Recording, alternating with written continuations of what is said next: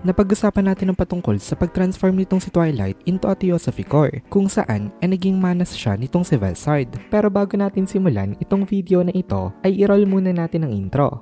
Hello everyone and welcome to my channel, ang inyong source ng Tagalog na Tansura Contents. Sa channel na ito ay pinag-uusapan natin ang mga nangyayari sa may Tansura Universe. So without further ado, let's get into the video.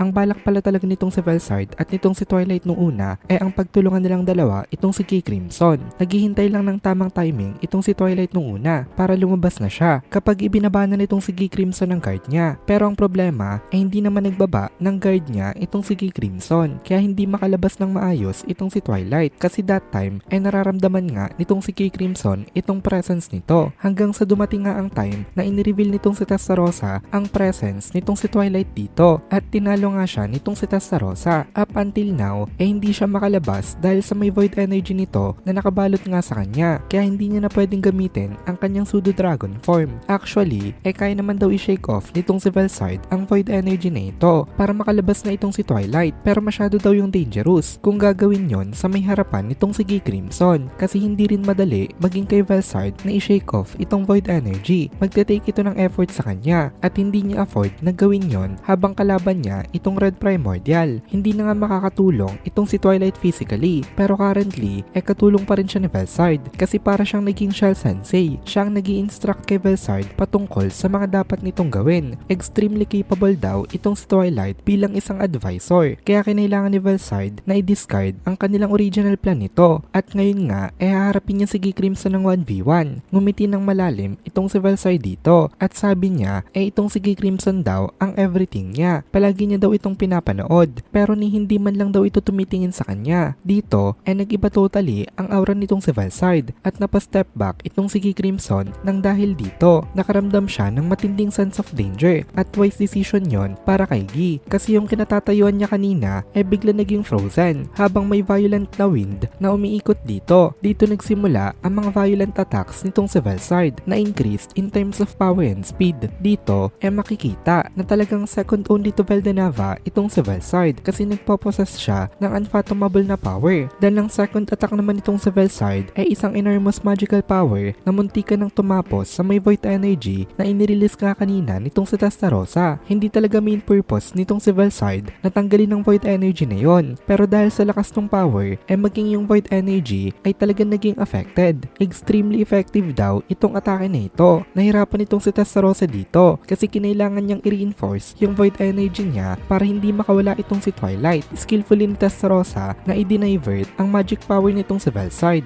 Nagulat itong si Rin dito kasi kaya pa rin daw palang kontrolin nitong si Testarossa currently yung void energy. Maging si Kay Crimson napabilib rin at napasabi na lang siya na thanks daw kay Testarossa. Hindi talaga pwede makawala itong si Twilight kasi currently wala ng energy itong si Testarossa para once again nga tapatan siya. Tsaka gumana yung atake ni Testarossa kay Twilight nung unang beses, pero pag ikalawang beses yung ginamit nitong si Testarossa may iwasan na ni Twilight kasi away na siya sa destructive force nung atake nga na yon. Tandaan natin na true dragon level pa rin itong si Twilight, kaya hindi porket gumana ang isang atake sa kanya once gagana na uli ito sa kanya, lalo na kapag naging cautious na siya dito. Sa pagwawala nitong si Velsard ngayon wala daw sa mga nandito maliban kay Kay Crimson ang kaya man lang na lumapit kay Velsard. To begin with bilang lang daw sa isang kamay ang mga individual na may kakayanan na makipag face to face kay Velsard. Ibig sabihin 5 or less than 5 lamang. Kaya may tanong ako sa inyo, sino sa tingin nyo itong mga ito?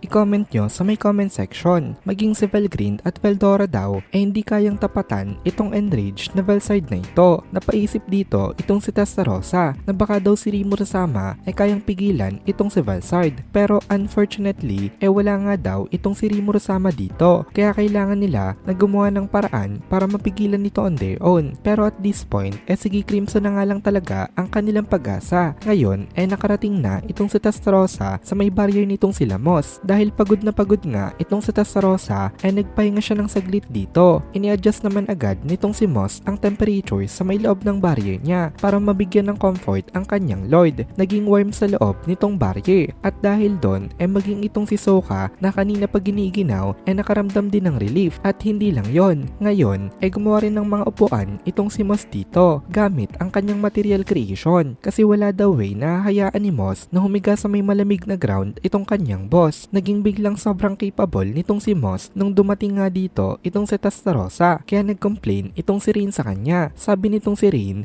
bakit daw hindi ito ginawa nitong si Moss kanina pa? Umupo rin kasi ngayon itong si Rain sa may bangko na ginawa nga ng magic nitong si Moss. Kanina pa pala nilalamig itong si Rain dito. Kanina pa siya nagtitiis pero kayang-kaya naman pala ni Moss na i-regulate ang temperature sa may loob ng kanilang barrier. Ang sumagot naman dito itong si Testarossa na ano daw ang pinagsasasabi nitong si Rain. Kaya nagsalita na rin itong si Misery at siyang humingi ng apology para kay Rain dito. Sabi ni Misery, pasensya na daw itong si Testarossa kasi kanina pa rin daw nag-e-effort itong si Rain dito. Kaya pagod din daw ito at medyo stressed rin ito sa kanilang situation. Kaya sabi nitong si Testarossa, bakit daw parang masyado itong ini-spoil nitong si Misery, wherein nag-reply naman itong si Misery na hindi naman daw. At dito na muna natin tatapusin itong video na ito. Kung nagugustuhan mo itong mga videos natin, ay please consider joining the membership para mapanood mo na agad ang mga kasunod na part dahil palaging advance ang ating mga members. Also, ay please consider leaving a like at mag-comment ka na din